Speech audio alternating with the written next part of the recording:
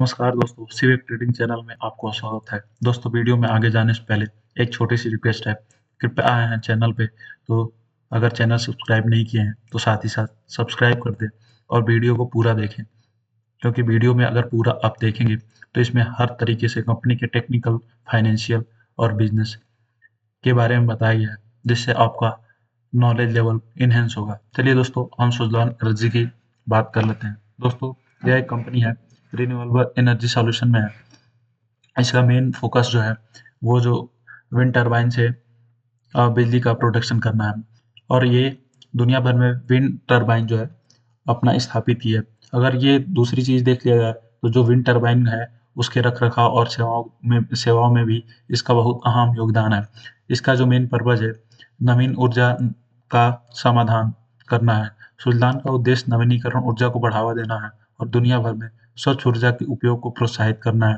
दोस्तों, कंपनी का जो बिजनेस है वो बहुत अच्छा है, क्योंकि आने वाले समय में रिन्यूएबल एनर्जी का जो डिमांड होगा वो बहुत ज़्यादा होगा। दोस्तों, चलिए हम बात कर लेते हैं कंपनी के मार्केट कैपिटलाइजेशन के बारे में। कंपनी का मार्केट कैपिटलाइजेशन जो है 97,706 करोड़ है। करंट प्राइस की बात कर लेते हैं 72.2 के आसपास ट्रेड कर रहा है। कंपनी के 52 वीक हाई की बात कर लेते हैं तो 86.0 है। लो की बात कर लेते हैं 30.0 है। कंपनी के स्टॉक पी की बात कर लेते हैं तो 106 के आसपास कंपनी का स्टॉक पी है। बुक वैल्यू की बात कर लेते हैं तो 2.91 के आसपास कंपनी का बुक वैल्यू है। कंपनी के आर की बात कर लेते हैं तो 24.9% के आसपास कंपनी की आर है। कंपनी की आर की बात कर लेते हैं तो 28.8% के पास कंपनी की आर है। कंपनी के फेस वैल्यू की बात कर लें तो ₹2 के आसपास कंपनी की फेस वैल्यू है। अगर कंपनी की आरओसी की बात कर लें तो 24.9 के आसपास है। प्रोमोटर्स होल्डिंग की बात कर रहे हैं तो 13.3% है। रिटर्न ऑन इक्विटी की बात कर ले तो 28.8% है। चलिए दोस्तों, हम एक ओवरव्यू कंपनी का मिल गया। अब हम डिस्कस करेंगे वन बाय वन सारी चीज़ें कंपनी की। कंपनी के पी रेशियो की बात कर लें तो कंपनी कभी 154 के हाईएस्ट फी पे ट्रेड करती थी, अभी 109 106 के आसपास ट्रेड कर रही है। मतलब कंपनी जो है इसमें पीई का एक दिक्कत है, लेकिन फिर भी खैर जब 154 के आसपास ट्रेड कर रही थी वहां से तो अभी बहुत नीचे है, 106 के आसपास ट्रेड करी है। मतलब कंपनी अभी भी अपने ओवर वैल्यूड प्राइस से थोड़ा नीचे है। दोस्तों, हम बात कर लेते हैं क्वार्टरली रिजल्ट के बारे में। कंपनी का सेल्स देखते हैं। कंपनी का सेल्स जून 2021 में था 1142 करोड़ के आसपास, जो इंक्रीज होकर 2022 करोड़ के आसपास जून 2024 क्वार्टर में हो गया। दोस्तों, अगर हम जून 2023 क्वार्टर से कंपेयर करते हैं तो इनका जो सेल्स है वो काफ़ी हद तक इंक्रीज हुआ है। अगर कंपनी के नेट प्रॉफिट की बात कर ले तो कंपनी 4 करोड़ के नेट प्रॉफिट से आज ऑलमोस्ट 302 करोड़ के नेट प्रॉफिट पे पहुंची है। बट यहाँ पे कंपनी में एक दिक्कत है। कंपनी ने कभी देखिए यहाँ पे कंपनी ने कितना टैक्स पे किया है। ये क्वार्टर ऑन क्वार्टर बेसिस पे अगर ये टैक्स पे करते आते तो यहाँ पे नेट प्रॉफिट भी इनका एक अच्छी तरीके से दिखाया जाता। अब क्या है कि यहाँ पे इतना ज़्यादा इनका 38 करोड़ नेट प्रॉफिट दिखाया गया, बट यहाँ पे माइनस 488 सॉरी यहाँ पे -206 के आसपास इनका नेट प्रॉफिट। क्यों? क्योंकि यहाँ 485% इन्होंने टैक्स पे किया। फिर यहाँ पे 2% पे किया। फिर यहाँ पे इन्होंने वो किया, अगर इन्होंने ज़्यादा टैक्स पे कर दिया था, या अगर प्रॉफिट बिफोर टैक्स देखते हैं यहाँ पे तो 15 करोड़ ही है, लेकिन नेट प्रॉफिट देखते हैं 56 करोड़ है। क्यों? बिकॉज यहाँ पे इन्होंने ज़्यादा टैक्स पे कर लिया है, तो इन्होंने टैक्स को वापस लिया है। अगर यहाँ पे देखते हैं -1% के आसपास, तो ये चीज़ें देखते हैं। अगर यहाँ 323 करोड़ के आसपास है तो 1% टैक्स पे किया है, तो इनको क्वार्टर ऑन क्वार्टर बेसिस पे इनको अपना टैक्स दिखाना चाहिए, और ईयर ऑन ईयर बेसिस पे कंपनी को टैक्स पे करते रहना चाहिए। क्योंकि अचानक कंपनी के नेट प्रॉफिट में चेंज आएगा ड्यू टू टैक्स, तो बहुत लोग ये सारी चीज़ें नहीं समझ पाते, जिससे दिक्कत होती है और मार्केट में एक जो बेचने वाली सेल का जो दौर है वो बहुत तेजी से शुरू हो जाता है। और पी एंड एल की बात कर लेते हैं ईयर ऑन ईयर बेसिस पे, तो कंपनी का पी एंड एल देख लेते हैं। 18,914 करोड़ की थी सेल्स, जो ऑलमोस्ट डिक्रीज होते होते मार्च 2024 में 6,529 करोड़ का हो गया। लेकिन अगर देखते हैं लास्ट क्वार्टर से मार्च 2023 से, तो ये इंक्रीज ही हुआ है, ना कि डिक्रीज हुआ है। और देखिए कंपनी जो थी, कंपनी का हाईएस्ट एवर जो सेल्स था वो लगभग लगभग 2015 में था। उसके बाद से कंपनी ने सॉरी, कंपनी का जो हाईएस्ट एवर सेल्स था वो 2014 में था। उसके बाद से कंटिन्यूस कंपनी का सेल्स जो है डिक्रीज हुआ है और कोविड वाले पीरियड में सबसे कम हुआ। उसके बाद से फिर कंपनी ने अपने आप को स्टेबल करना चाहा मार्केट में, फिर धीरे धीरे इंक्रीज करते हुए आज हाईएस्ट एवर है। एटीएम की बात कर लेते हैं तो मतलब कंपनी एक फिर से अपने पाथ पे आ रही है। बट वही है चीज़ें, balance sheet neat and clear नहीं है, तो इसमें हम लोग को दिक्कत होती है समझने में। दोस्तों अगर देख लेते हैं नेट प्रॉफिट की, तो माइनस 4,732 करोड़ की जो इनका नेट प्रॉफिट था वो आज 660 करोड़ के आसपास हो गया है। अगर यहाँ पे देखते हैं कंपनी का नेट प्रॉफिट जो है हाईएस्ट एवर है, बट ये कहाँ से आता है? अगर यहाँ पे अगर अदर इनकम देखते हैं तो अदर इनकम के पास इनका 2739 करोड़ के पास अदर इनकम है, जिससे इतना ज़्यादा अचानक नेट प्रॉफिट में बढ़ोतरी हो जाती है। अगर मार्च 2023 में कंपनी का शेयर प्राइस देखते हैं और वहाँ से कंपनी का जो ग्रोथ देखते हैं मार्च 2023 में,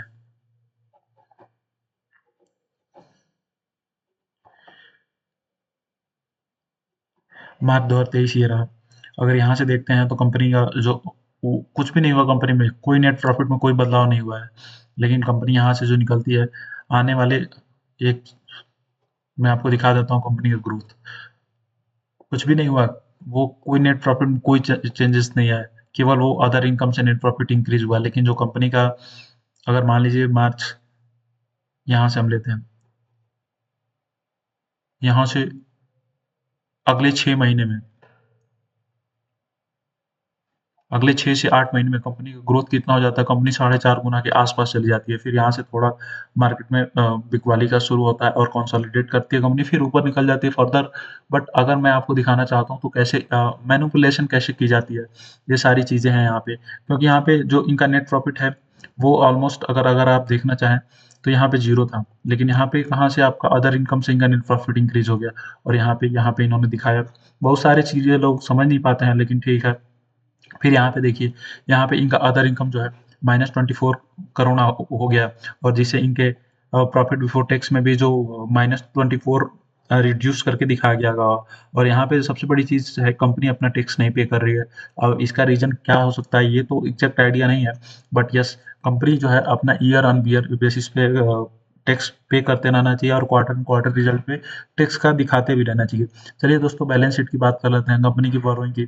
तो कंपनी अगर बोरोइंग के हिसाब से देखे तो ऑलमोस्ट डेट फ्री कंपनी है, और बहुत अच्छी बात है ये कंपनी, किसी भी कंपनी के लिए डेट फ्री होना। 150 करोड़ का लोन जो है वो कोई लोन नहीं होता। वो अपने ये एक बार फिक्स असेट से कुछ आइटम्स बेचेंगे तो ये अपने आप को इतना लोन रिपे कर सकते हैं। बट कंपनी ने अपना लोन जो है रिड्यूस किया है, काफ़ी हद तक रिड्यूस किया है, और बहुत हद तक कंपनी ने अगर अपना लोन रिड्यूस करके कंपनी ऑलमोस्ट डेट फ्री होने के कगार पे पहुंच गई है। फिक्स एसेट की बात कर लेते हैं, तो इन्होंने अपना जो लोन रिड्यूस किया है दोस्तों, अगर आप देखते हैं तो इनके पास जो फिक्स एसेट था 12,076 करोड़ का था, बट अभी 886 करोड़ के आसपास पहुंच गया। तो मतलब इन्होंने अपने नेट प्रॉफिट को तो दिखाया, लेकिन जो इन्होंने फिक्स एसेट बेचा उससे इन्होंने बोरोइंग, मतलब अपना जो बोरोड मनी था उसको पे करने। ठीक है, किसी भी कंपनी को अगर बोरोइंग हटती है तो कंपनी अच्छी है, अगर धीरे धीरे नेट प्रॉफिट ही बढ़ता है और कंपनी अगर कंपनी के ऊपर बोरोइंग नहीं रहता है तो company definitely that will grow. और वो सेक्टर जिसमें आने वाले समय में बहुत ज़्यादा ग्रोथ पोटेंशियल है। तो अगर कंपनी के नेट कैश फ्लो की बात किया जाए तो ये पॉजिटिव है ऑलमोस्ट।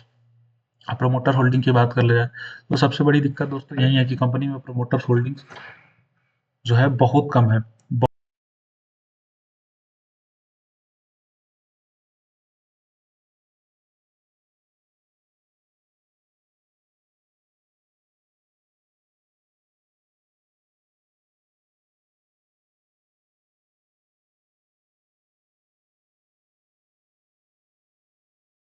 दोस्तों कंपनी में जो प्रमोटर्स होल्डिंग है वो बहुत ही कम है। अगर आप देखते हैं तो ईयर ऑन ईयर बेसिस पे प्रमोटर्स होल्डिंग रिड्यूस ही होती जाती है। मतलब प्रमोटर्स जो है अपना बिकवाली करके जो भी शेयर प्राइस इनका जो पीक पे पहुंचा है वहां से प्रॉफिट लेके ये निकलना चाहते हैं। बट एफ ने थोड़ा अपना स्टेक बढ़ाया है, और जो इनका सितंबर 2022 में जो इनका स्टेक था 7.8%, मतलब 3 गुना ऑलमोस्ट इन्होंने अपना स्टेक पहुंचाया है। चलिए, डीआईएस ने भी अपना स्टेक मतलब ज़्यादा तो रिड्यूस नहीं किया, बट यस किया। अगर रिटेल पब्लिक की बात कर लिया जाए तो सबने ऑलमोस्ट यहाँ पे अपना, इसमें भी जो 1% से ज़्यादा वाले जिनकी हिस्सेदारी है उन्होंने अपना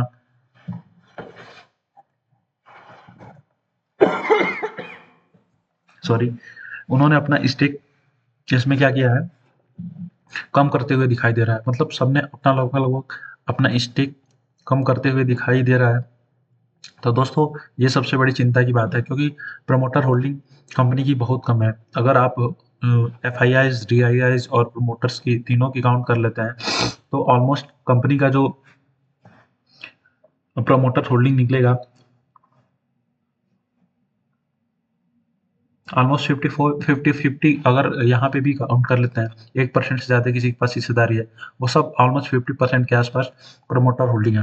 दोस्तों किसी भी कंपनी में अगर 70 एंड 75% से ऊपर प्रमोटर की होल्डिंग रहती है, that company will definitely good और स्टॉक मार्केट में बहुत अच्छी कंपनी मानी जाती है।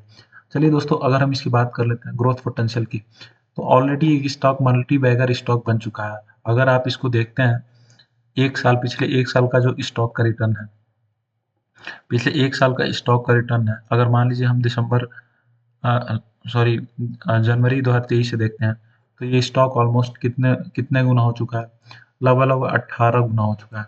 दोस्तों अब आप सोच लीजिए, अगर कोई स्टॉक 18 गुना हो चुका है सॉरी, और उसके पीक पे हमको खरीदना क्या अच्छी बात है? बिल्कुल नहीं। और हमको हमेशा वेट करना चाहिए अपॉर्चुनिटी का। दोस्तों जो पहला सपोर्ट इस स्टॉक में निकल के आता हुआ दिखाई दे रहा है, वो जो पहला सपोर्ट स्टॉक में दिखाई दे रहा है, वो अभी जो करंट मार्केट प्राइस पे जो ट्रेड कर रहा है, पहला सपोर्ट वो है। अगर यहाँ से स्टॉक रिवर्सल लेता है, ऊपर निकलता है, तो इसको जाने दे सकते हैं, क्योंकि हम पीक पे कुछ भी नहीं कर सकते हैं। और मेरा किसी भी प्रकार का बाई और सेल का रिकमेंडेशन नहीं है, मैं आपको केवल सिखाने के पर्पज से बताता हूँ वीडियो। आप केवल सीखिए, चीज़ों को समझिए, गलत तरीके से ट्रेड मत करिए। आप समय से पहले अगर मेरा वीडियो देखते हैं तो आप इन सब चीज़ों से बच सकते हैं। मेरा किसी प्रकार का सेल और बाई का रिकमेंडेशन नहीं है, मैं केवल आपको एक एजुकेशनल पर्पज से सारी चीज़ें सिखाने की कोशिश करता हूँ। अगर आप मेरी वीडियो अच्छी तरीके से देखते हैं, पूरी वीडियो देखते हैं, वीडियो में शुरू से अंत तक बने रहते हैं, तो आप हर चीज़ अच्छी तरीके से समझ पाएंगे। दोस्तों जो इसका पहला जो मेजर सपोर्ट निकल के आ रहा है, वो जो करंट मार्केट प्राइस जो अभी ट्रेड करी है उसके आसपास है। दूसरा सपोर्ट अगर देखते हैं तो 66-67 के आसपास है। लेकिन कंपनी दोस्तों, अगर बात कर लिया जाए वैल्यूएशन के हिसाब से, अगर पी रेशियो के हिसाब से, तो कंपनी एक ओवर वैल्यूटेड कंपनी है, और जो ऑलमोस्ट 18.5 गुना एक साल में हो चुकी है। उस कंपनी से क्या ही एक्सपेक्ट करते हैं कि उसमें आपको पैसा लगा के उसमें पैसा कमा सकते हैं? दोस्तों अगर आप सोच रहे हैं, तो जो भी सोच रहे हैं वो अच्छा ही सोच रहे होंगे। मेरा आपको काम बताना है, मैं किसी भी प्रकार का कोई फाइनेंशियल एडवाइजर तो हूँ नहीं, मेरा कोई रिकमेंडेशन है नहीं। तो आप खुद ही समझदार हैं, आपको क्या करना चाहिए आपको खुद पता है। बाकी दोस्तों आज के लिए बस इतना ही। कृपया आप अपना प्यार बनाए रखें, चैनल को लाइक और सब्सक्राइब करते रहें, ताकि आगे आने वाली वीडियो और अपडेट आप तक आसानी से मिल सके। आज के लिए दोस्तों बस इतना ही। धन्यवाद, थैंक यू, जय हिंद।